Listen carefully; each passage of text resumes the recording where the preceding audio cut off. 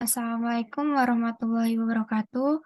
Shalom, Om Swastiastu, Namo Buddhaya, Salam Kebajikan. Di sini kami dari kelompok 3 dari kelas 2 Farmasi B akan mempresentasikan hasil diskusi dari PBL kami yang berjudul Potensi Ekstrak Kapang sebagai Anti Malaria.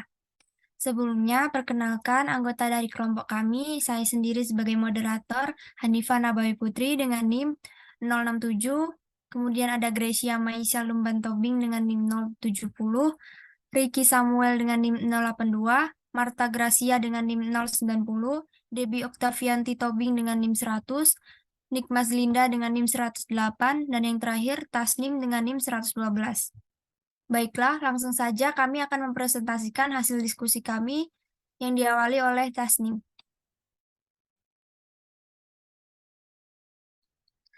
Baiklah, terima kasih kepada moderator. Jadi, saya akan menerangkan latar belakang dari penyakit malaria. Penyakit malaria merupakan penyakit yang disebabkan oleh parasit Plasmodium melalui vektor nyamuk Anopheles betina. Parasit Plasmodium akan menyerang sel darah merah inangnya dan mendegradasi hemoglobin dalam vakuola makanannya menjadi globin untuk nutrisi dan hem bebas yang toksik terhadap parasit maupun inangnya. Keadaan ini akan menyebabkan penurunan tingkat kekebalan tubuh penderita. Oleh itu, pencarian sumber obat baru yang memiliki aktivitas anti-malaria dan antioksidannya sangat penting.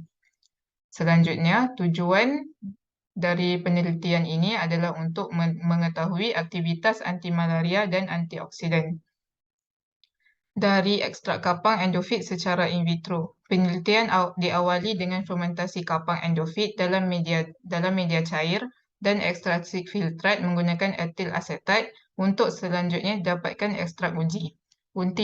Uji anti-malaria dilakukan secara in vitro menggunakan metode penghambatan polimerasi HEM, sedangkan aktivitas antioksidan dilakukan menggunakan metode peredaman radikal bebas iaitu DPPH 22-difenil 1-picrihydrazil. Selanjutnya akan dilanjutkan oleh teman saya.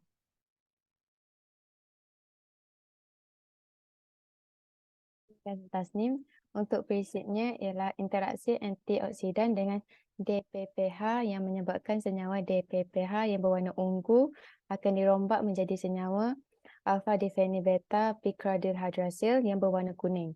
Bagi manfaatnya pula ada dua, iaitu penggunaan obat anti malaria yang menimbulkan resistensi parasit, dan yang kedua upaya pencarian bahan obat baru. Selanjutnya akan disambung oleh teman saya. Oke, alat dan bahan. Yang pertama alat, yaitu ada rotary vacuum evaporator, lalu spektrofotometer UV phase, microcentrifuge, microplate reader, microplate, cuvette, laminar airflow, timbangan analitik, water bed incubator, magnetic stirrer hot plate, sonicator, dan shaker. Selanjutnya bahan. Bahan ada isolat kapang endofit, hematin, klorokuin sulfat, GPPH, asam askorbat, asam asetat glasial, dimetil sulfoxid atau DMSO, lalu NaOH, metanol, etil asetat teknis 96%, potato dextrose agar, lalu potato dextrose broth. Selanjutnya akan dijelaskan oleh Grace. Prosedur fermentasi dan ekstraksi kapang endofit. Koloni kapang diremajakan pada media potato dextrose agar dan diinkubasi selama 7 hari pada suhu ruang. Isolat kapang endofit yang telah berumur 7 hari kemudian diambil dengan cara dilubangi dengan pelubang steril berdiameter 6 mm dan diambil sebanyak 2 buah untuk dipindahkan ke dalam 100 ml media fermentasi PDB dalam Erlenmeyer 250 ml.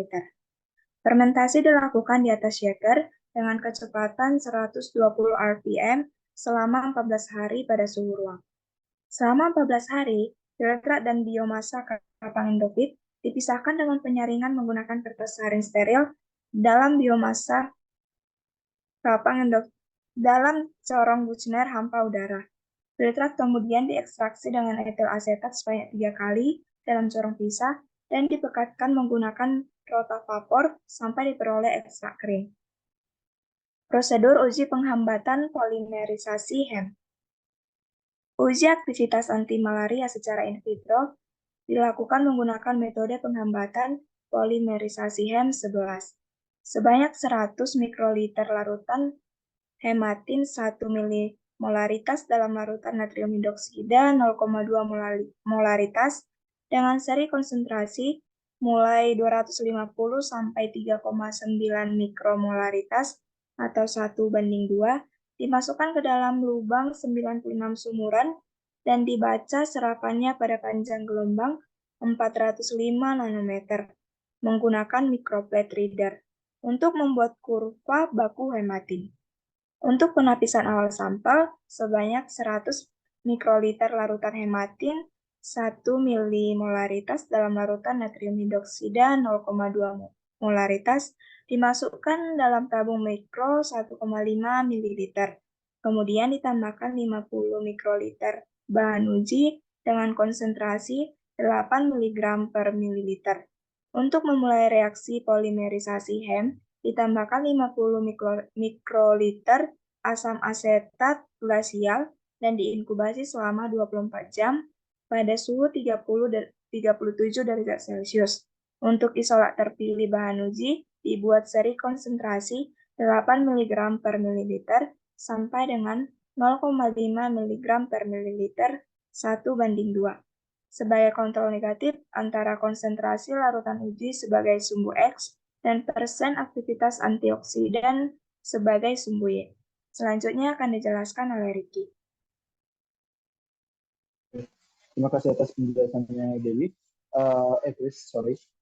Saya akan melanjutkan tentang hasil dan pembahasan dari fermentasi dan aktivitas pengamatan polimerasi HEM. Jadi untuk awal-awalnya sebelum kita menuju fermentasi dan ekstraksi kapang endofit, itu saya ingin menjelaskan kenapa kita harus menggunakan potato dextrose agar dan potato dextrose drop pada saat peremajaan kapangnya itu selama 7 hari.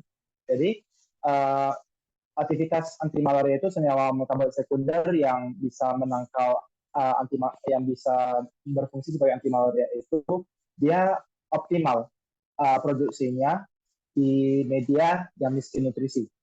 Jadi media miskin nutrisi itu mereka menggunakan potato dextrose drop dan potato dextrose agar. Dan kita masuk ke fermentasi. Pada saat fermentasi itu dengan menggunakan metode fermentasi goyang yang bertujuan agar aerasi dan agitasi dapat terjaga. Aerasi itu untuk menjaga suplai oksigennya kapang endofit. Sedangkan agitasi atau pengadukan bertujuan untuk meningkatkan suplai oksigen dalam medium. Meningkatkan homogenitas suhu serta mempertahankan homogenitas. Konsentrasi nutrisi. Proses fermentasi itu dilakukan selama 14 hari dengan 7 hari. Dengan 7 hari kita harus memantau kembali. Kita harus memantau juga untuk alasan kenapa 14 hari ini dibiarkan 14 hari itu untuk mendapat metabolit sekunder yang optimal. Karena pada hari ke-14 itu merupakan fase stasioner kapang endofit. Fase yang digunakan untuk ekstraksi itu ialah fase filtrate saja dan dengan fase dan tidak dengan fase micelia dan biomasa kapang endofitnya. Kenapa kita harus menggunakan fase filtrate saja? Karena itu bertujuan untuk mendapatkan senyawa metabolit sekunder bukan hanya metabolit primernya. Senyawa metabolit sekunder akan dikeluarkan ke dalam media fermentasi. Oleh karena itu di dalam filtrate banyak mengandung senyawa metabolit sekunder dibandingkan di dalam micelia atau biomasa kapang endofit. Penggunaan larut ekstrak asetat itu ada tujuannya, yaitu untuk mengeluarkan atau menarik senyawa yang bersifat polar maupun sedikit non-polar, karena ekstrak asetat bersifat semi-polar.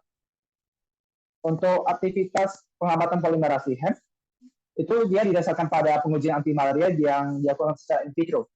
Itu dengan penghambatan polimerasi HEM. Secara alamiah, parasit akan masuk ke dalam sel darah inangnya. Di dalam sel darah itu, parasit plasmodium akan memecah hemoglobin menjadi HEM bebas dan asam-asam amino sebagai bahan pembangun sel parasit. Hasil sampling berupa HEM bebas itu bersifat toksik, baik untuk sel maupun untuk sel inangnya maupun untuk parasitnya. Untuk menghindari hal tersebut, parasit akan mengubah HEM bebas menjadi hemozoin yang tidak toksik atau lebih dikenal sebagai treatment khas malaria yang melalui proses polimerisasi. Penggunaan bahan hematin pada penelitian ini karena hematin akan bereaksi dengan beta hematin yang merupakan senyawa sintesis analog dari senyawa hemoglobin. Penambahan asam asetat hidroksel ini bertujuan untuk menyesuaikan dengan tingkat keasaman pola makanan parasit yang berada pada kisaran pH 5. Jadi pH pun juga berpengaruh dalam penghambatan polimerasi hem juga. Pencucian menggunakan larutan dimethyl itu untuk apa? Untuk menghilangkan sisa-sisa hematin yang masih bercampur dengan kristal beta hematin yang tidak larut dalam pencuci dimethyl. Jadi dari hasil 19 ekstrak yang dilakukan, menurut studi literatur itu 18 yang memberikan uji positif dengan menunjukkan daerah zona hambat, dan ada satu itu negatif, itu yang pada sampel keempat. Jadi hasil positif yang paling efektif dan paling bagus resultnya itu pada sampel ke-6 dan pada sampel ke-7, karena dia memiliki persen penghambatan di atas 50%. Jadi karena dia penghambatannya di atas 50%, maka bahan uji ini memiliki potensi untuk digunakan sebagai bahan baku untuk obat anti malaria. Itu adalah hasil kita. Dan selanjutnya akan dijelaskan apa sih sisi yang butuh dikembangkan dari percobaan ini, dan apa saja kekurangan yang ada di dalam percobaan ini oleh Debbie. Kepada Debbie dipersilakan. Oke, baik. Jadi sebelum masuk ke kesimpulan, saya akan menjelaskan apa sih kekurangan dari percobaan ini. Jadi, percobaan tidak membandingkan ekstrak kapang dari media lain. Yang kedua, pada saat kultivasi, alangkah baiknya menggunakan metode statis karena kondisi statis lebih memberikan konsentrasi metabolik yang tinggi dibandingkan dengan metode kultivasi shaker. Metode kultivasi shaker menunjukkan hasil yang berbeda tergantung pada kecepatan agitasi yang diberikan. Yang ketiga, tidak melakukan perbandingan plasmodium dengan strain yang berbeda sehingga tidak dapat dilihat perbandingan hasil anti-malarianya. Kemudian kesimpulannya adalah pertumbuhan miselium kapang baik dari faktor internal gen dan fisiologis, jenis serta konsentrasi sumber karbon dan nitrogen, pH, mikromineral, dan suhu. Pengujian aktivitas anti-malaria dengan metode penghambatan polimerisasi hem merupakan metode in vitro tanpa menggunakan parasit plasmodium. Mekanismenya ialah interaksi antara senyawa uji dengan sistem elektrolit hem atau gugus hidroksil dalam bahan uji yang berikatan dengan ion besi hem. Metode peredaman DPPH merupakan metode yang digunakan dalam penelitian uji antioksidan. Prinsip kerjanya ialah interaksi antioksidan dengan DPPH yang menyebabkan senyawa DPPH yang berwarna ungu akan dirombak menjadi senyawa alfa difenyl B-pikrihidrazil yang berwarna kuning.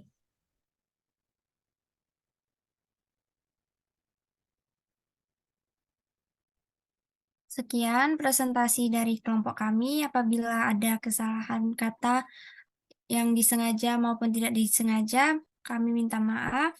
Wassalamualaikum warahmatullahi wabarakatuh.